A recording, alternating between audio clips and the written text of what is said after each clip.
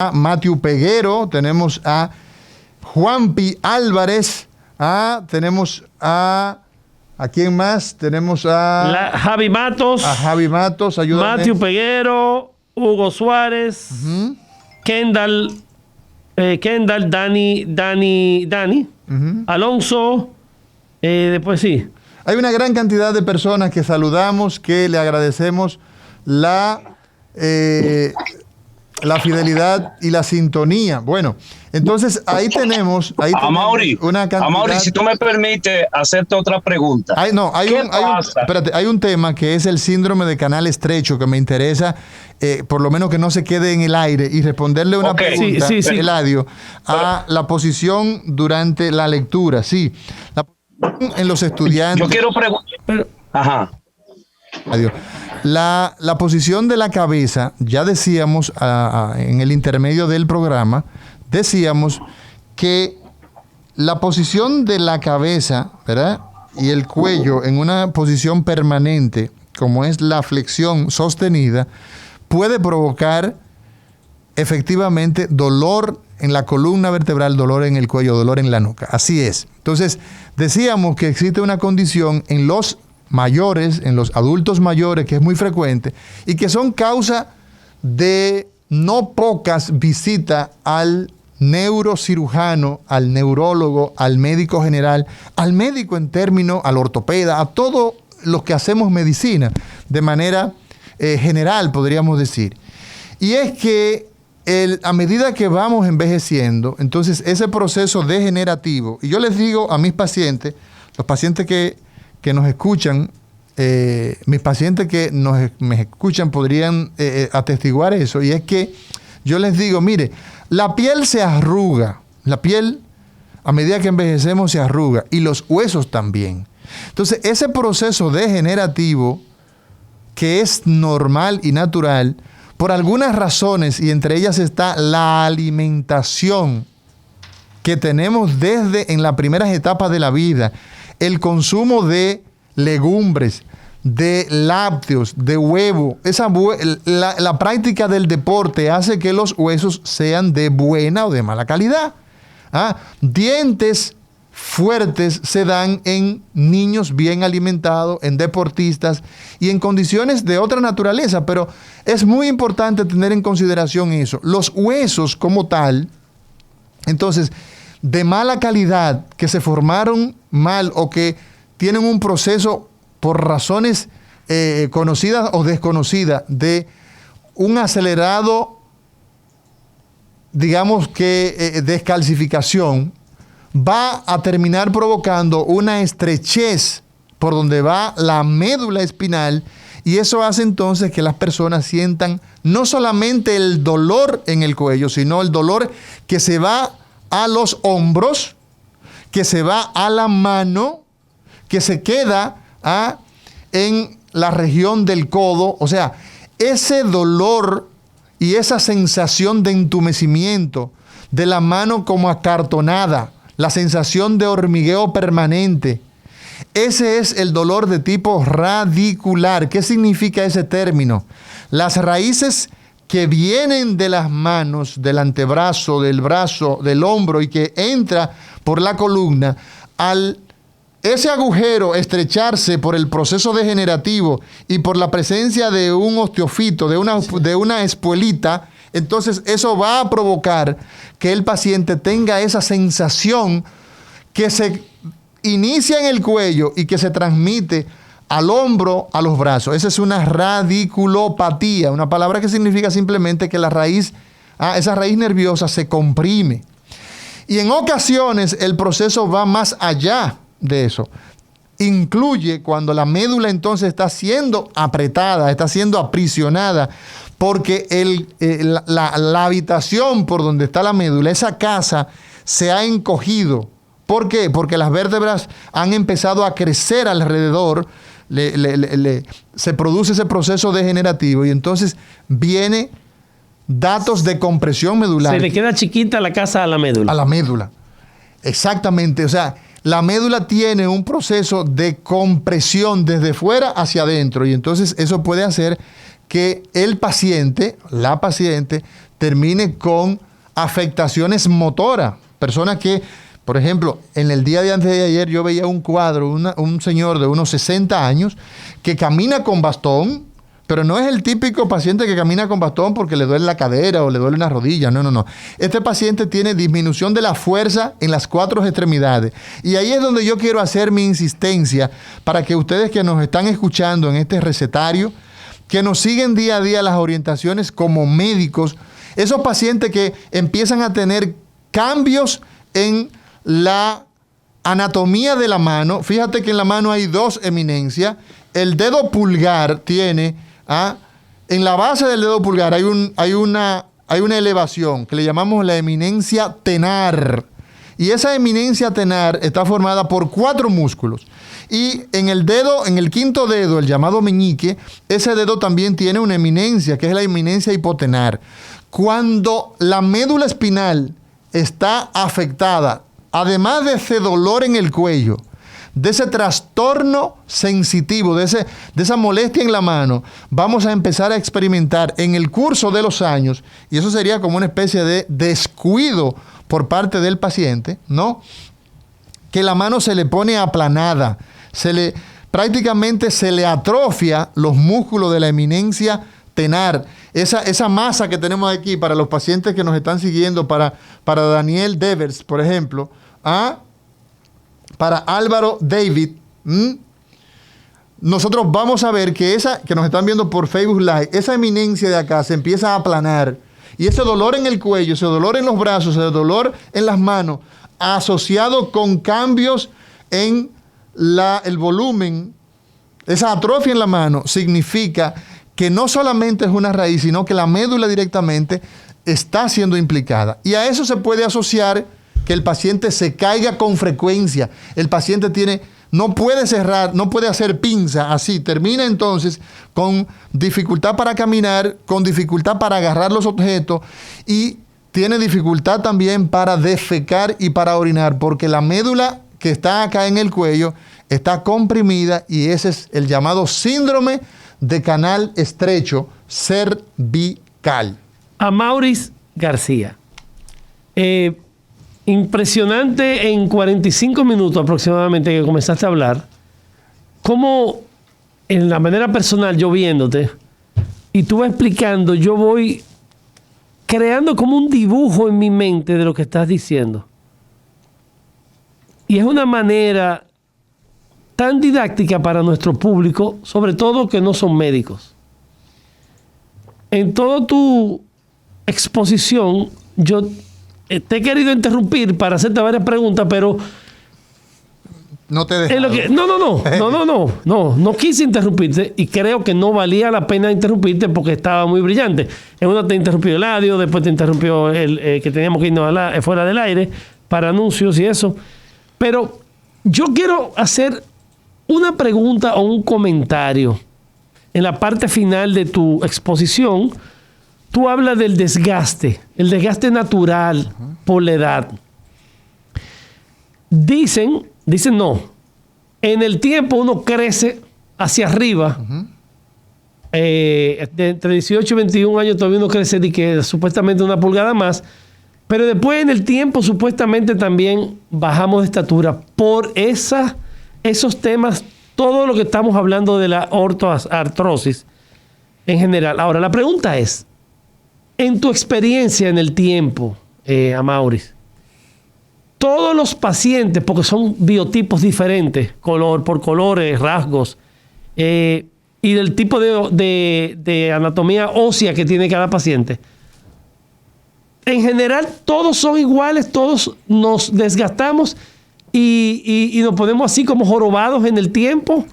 Mira. O porque yo veo muchos señores de 85 años que están derechitos. Que están derechitos, así es. Tiene que ver con la alimentación, o sea, trata de explicar un poquito eso porque la verdad que es excelente.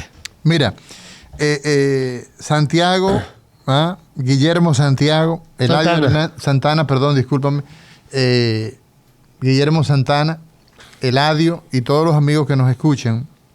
Esa es una de las cuestionantes que muchas veces las personas pues se generan, y es que el cambio en la postura, la forma del cuerpo va a depender de características propias, ¿verdad? Nutricionales, etcétera. No todos somos del mismo tamaño, no todos somos del mismo color, no todos tenemos los ojos de la misma, el mismo tono, etcétera, etcétera. Y de la misma manera, no todos padecemos de las mismas condiciones. Eso es más que evidente. Ahora bien,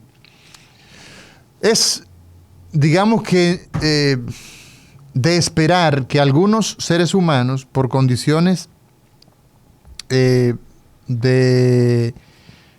identificadas, descubiertas o no, van a tener enfermedades, van a padecer de dolor, y es una condición muy, digamos que desde el punto de vista sanitario, desde el punto de vista humano, es muy difícil decirle a un paciente, mire, usted se va a pasar la vida entera con dolor. Entonces, para eso nosotros tenemos alternativas. Los cambios en la posición, por ejemplo, tú has visto típico, ¿no? Que el cuello se pone rígido, que es lo que estamos diciendo, con la edad, ¿verdad? La tendencia del cuello a estar derecho y rígido, y muchas personas entonces giran en bloque. Se forma una joroba encima de la escápula, ¿ah? Los omóplatos, que son los dos huesos que están, la llamada paletilla, ¿verdad? En la espalda, detrás del pecho, ¿verdad? Pero en la espalda alta. Y entonces se forma esa joroba, que es la llamada cifosis. Y entonces se va a producir una serie de fusiones, incluso los que nos dedicamos, además de ser facultativos de la medicina en el área de la neurocirugía, como es mi caso, y muy particularmente en ataques cerebrales, nosotros, pues te diré, Guillermo, que nosotros vamos a observar, si nos dedicamos, por ejemplo, al área docente, que hay cadáveres que la columna vertebral completa, soldada, parece como que le pusiste unos remaches por fuera, que le pusiste unos tubos y que la soldaste. O sea, el proceso de osificación degenerativo se va a dar diferente en cada individuo. Entonces, ¿qué ocurre? Lo importante en el caso, por ejemplo, del paciente que tiene padecimiento de dolor de espalda, de dolor cervical, de dolor de manera permanente, es establecer la calidad del hueso. Por ejemplo, la densitometría, que es un estudio muy común, que lo utilizamos los que hacemos neurocirugía, los que nos dedicamos a esto, también los endocrinólogos, para valorar la calidad de ese hueso, nos va a ayudar a nosotros mucho a establecer cuál es la potencialidad que tiene ese hueso de asumir la carga que lleva.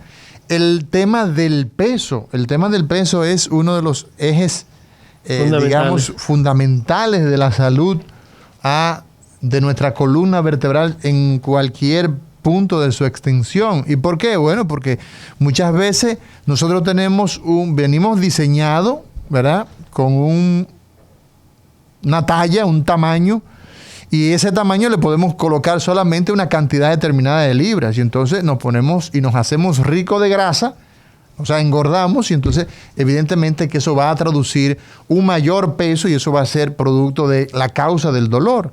Lo mismo que lo que decíamos, a veces hay pacientes que se pasan toda la vida con dolor de espalda, con dolor en el cuello y no se dan cuenta. Por ejemplo, vi una profesional de la salud, una enfermera, creo que fue este martes pasado, donde ella se queja de dolor fuerte en la nuca, en el cuello y en la espalda alta. Y cuando le digo, póngase en esta posición, o sea, la veo caminando, ¿verdad? Póngase de espalda, le veo la espalda, digo, levántese la blusa por la espalda, y una escoliosis, y ella parece que pues nunca se había enterado de que tenía esa escoliosis. Entonces, imagínate tú, ¿y qué edad tiene ese paciente? Unos 30 años. Joven, unos 30, sí, joven. Pero si se da cuenta temprano. Pero fíjate, exacto, pero fíjate que una persona joven con dolor de espalda va asociado a problemas de tipo congénito, como decía. Claro. O sea, cambios en la curvatura de su raquis, de su columna. Claro. Entonces, evidentemente que es importante que el paciente vaya donde el médico y que el médico converse con el paciente. Porque si usted va a una consulta, y ya creo que esto lo habíamos señalado en el programa, y su médico no habla con usted y no le pone la mano y no lo examina, usted simplemente pues fue, ¿verdad? Se vio con el médico y nada más. Entonces, la práctica médica tiene que incluir esa entrevista y ese examen físico, y producto de eso el médico se va a generar una conclusión clínica preliminar, pero no es definitiva. Y muchas veces nosotros los médicos, por dolores que son de tipo banales, pues le decimos, mire, pues use este analgésico, y si eso persiste, entonces podríamos ver si tiene méritos adicionales para hacer investigaciones profundas.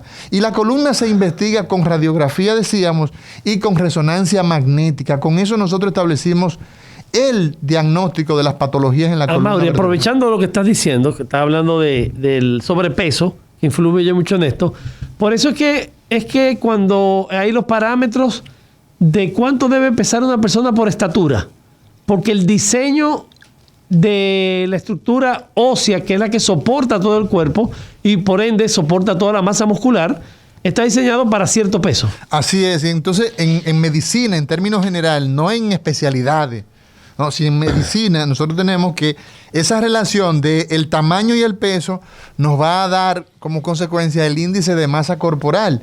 Y a partir de eso nosotros podemos verificar si una persona tiene síndrome metabólico, donde, por ejemplo, el índice de masa corporal por encima de 25 ya nos genera a nosotros un trastorno de tipo metabólico. Y entonces esto es un problema desde el ámbito médico general, como es el caso de la propensión a trastornos cardiovasculares. Y cuando decimos cardiovasculares nos estamos refiriendo a la posibilidad de usted hacer un evento cerebrovascular, de un ataque cerebral, de usted hacer un ACV, correcto, o de hacer un infarto agudo al miocardio, que es la principal causa de muerte en el mundo.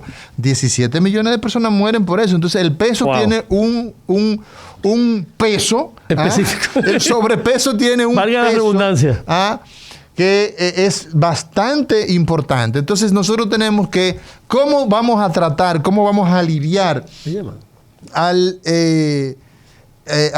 paciente con dolor de cuello, con el dolor en la nuca? Vamos a ayudarlo en primer lugar con analgésicos que son de uso común. Los AINES, por ejemplo, los analgésicos antiinflamatorios, ¿no? Los llamados AINES, esos.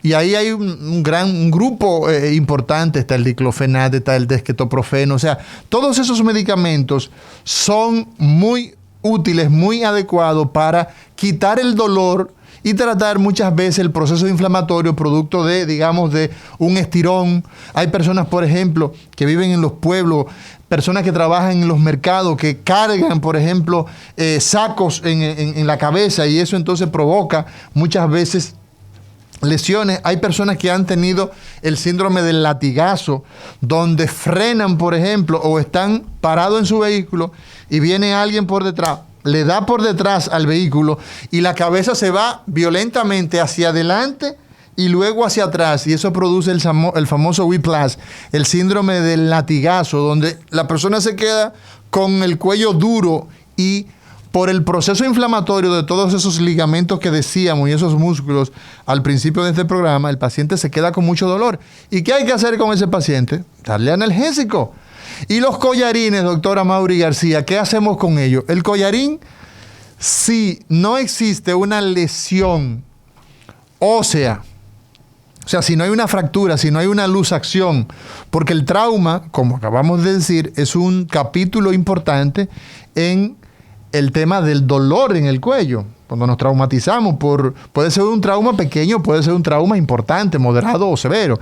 Entonces, incluso esa es la razón por la que cuando una persona tiene un trauma y no sabemos cuál es la naturaleza, le ponemos un collarín, porque podemos sospechar que se ha fracturado una vértebra, y eso es una catástrofe, porque esa persona, si la médula se daña definitiva, pues entonces ahí terminó la capacidad de movilidad, la capacidad de esa persona sentir, de utilizar sus esfínteres, o sea, de orinar o de defecar. Entonces, en esos casos, pues sí, vamos a utilizar collarín porque no sabemos si hay una lesión. Pero si usted descartó, si el médico ya sabe que no tiene una lesión, pues podemos utilizar, qué sé yo, los primeros 2 días para tratar conjuntamente con los analgésicos el dolor, la inmovilización con un collarín blando. Pero después de 2 o 3 días, el collarín lo que va a hacer es problema. ¿Por qué? Porque va a perpetuar la inmovilidad. Entonces esa persona que pudo empezar a mejorar los movimientos del cuello al 4., al 5., al 6.º día, pues entonces se pasa una semana con el collarín, entonces se va a tardar quizás 15 días, 3 semanas para poder volver a movilizar su cuello. Entonces, o sea que el collarín va de la mano con el tratamiento, la terapia analgésica antiinflamatoria. Yo casi nunca lo uso si descarté. O sea, si está demostrado que el paciente no tiene una lesión ligamentosa, una lesión ósea, normalmente yo no utilizo el collarín, porque el collarín lo que va a hacer es que va a perpetuar la molestia. Utilizo analgésico antiinflamatorio, utilizo neuromoduladores, sobre todo la pregabalina es de uso muy efectiva, pero claro, la pregabalina ampliamente utilizada en fibromialgia, en múltiples padecimientos, muchas veces se utiliza de forma inadecuada. Entonces los pacientes, cuando la pregabalina se usa de manera inadecuada, le da mucho sueño, le da mucho mareo y el medicamento se desacredita, pero es por mal uso. Es un medicamento excelente. Entonces, ¿qué pasa? El reposo puede ayudar porque mucha gente, ¿verdad?, se pone a dar terapia, a hacer fisioterapia. Eso te iba a preguntar, que si va de la mano con un fisioterapeuta. No, o sea, nosotros tenemos, óyeme, el problema del dolor es que normalmente cuando hay dolor, cuando hay rubor, cuando hay calor y cuando hay tumor, Celso, eso, estamos hablando de Celso en Roma. Ya. En el Imperio Romano, habló de que esos eran los datos de inflamación. Esos, el dolor, el rubor, el calor, el tumor. Entonces, usted no puede a una persona que tiene dolor en el cuello, usted ponerle a darle terapia física. Eso no puede ser. Usted tiene que primero quitarle el dolor y después, entonces sí, si el paciente queda con algún nivel de limitación, entonces sí usted lo envía donde un fisioterapista, ¿entiendes? No donde un masajeador, ¿entiendes? Un especialista, realmente. Un especialista, donde es el problema que pasa en este país. Sí. Exactamente. Entonces usted tiene que tener bien en cuenta ese aspecto. ¿Por qué? Porque la mejor manera, Guillermo Santana, tú que eres odontólogo, tú que eres rehabilitador, en tu trabajo en AMOS, Grupo Médico Dental AMOS, por ejemplo, tú sabes que una de las partes del tratamiento, ¿verdad?, de una enfermedad incluye tu rehabilitar, por ejemplo, las articulaciones y todo eso. Bueno, pues nosotros ¿qué hacemos? En las articulaciones llega la ortoartrosis. Por ejemplo, ¿entiendes? Entonces, parte del tratamiento es tú rehabilitarlo, pero evidentemente un paciente con la necesidad de una inmovilización, de unas férulas de Ehrlich, ¿cómo que ustedes le llaman? Placa neuromío relajante o guarda oclusal. Eso nadie le entiende. ¿Cómo usted le dice? Ehrlich. ¿Cómo que usted guarda oclusal. Una guarda oclusal. Por ejemplo, si tú plaquita. Exacto, si tú en lugar de hacer eso, lo mandas a hacer rehabilitación, entonces no estás haciendo. Va a desbaratar todos los dientes que le hagan. ¿Entiendes? Entonces, lo primero que se hace es quitarle el dolor al paciente con las medidas analgésicas, muchas veces con reposo, con los neuromoduladores, y después entonces el paciente que ya va mejorando, que vemos que el paciente se quedó en esas fases, entonces pues lo podemos mandar a rehabilitación. Una de las cosas que vamos a tener con más frecuencia es que el 80% de los pacientes nuestros va a ser suficiente manejarlo de esa manera. O sea, no llega a nivel quirúrgico. El 20% de los pacientes con patología de la columna vertebral, sea a nivel cervical o a nivel lumbar, son los que son van las hernias a requerir cirugía. No, porque no solamente la hernia como tal. Es la que más común, la que más conoce todo el mundo. ¡Ay, tengo una hernia! Exacto, esa es la tendencia. Sin embargo, por ejemplo, el proceso osteoartrósico puede provocar, puede hacer que si el paciente tiene una estrechez y ese paciente empezó a perder capacidad de movilización, la capacidad de tocar los objetos, en fin, entonces ese paciente puede tener la necesidad de hacerle una cirugía para descomprimir la columna vertebral. Diga usted. Sí, doctor, ¿cómo está usted? Mire, yo tengo un problema de hace más de 15 años y me han hecho ya 2 veces la resonancia magnética. Y es un problema lumbar. El lumbar, entonces la columna de la región lumbar. Entonces, sí, pero que me ha hecho 2 veces la resonancia y salgo sin nada. Están bien todos mis discos. Y desde que yo me doblo mucho, o si duro mucho hago algo de fuerza. 2 preguntas para usted. El dolor es en el sentido de la correa, así mismo, como si fuera el cinturón. ¿Y qué edad tiene usted? 54 años, casi 55. Muchachito, usted muchachito. Gracias. Dígame la forma del dolor. ¿Es como en forma de la correa o se va hacia la pierna? ¿Cómo es? No. Solo en la parte lumbar, solo parte en la correa nada más. Exacto. Entonces, ese dolor, muchas gracias. Ese dolor que usted tiene es de tipo facetario. ¿Qué significa? Los puntos donde las vértebras se enganchan, articulan, se llaman las facetas. Y pues ocurre que ese dolor, el famoso derrengado, el derrengamiento, es producto normalmente de un proceso facetario, de un proceso inflamatorio. Entonces, evidentemente que si lo que usted tiene es una inflamación facetaria, las resonancias pues van a salir normales porque es un problema de tipo articular. Eso muchas veces, esos analgésicos, a veces es necesario utilizar estrategias diferentes con el uso de esteroides, pero eso evidentemente que es de manera muy, pero muy individualizada. Yo creo que el tiempo se nos ha ido, Guillermo Santana. Excelente, Amaury. La verdad es que qué relajado uno se siente cuando vuelve a lo científico. Bueno. Señor director, disponga usted. Mañana será otro día en este recetario, doctor Guerrero Heredia.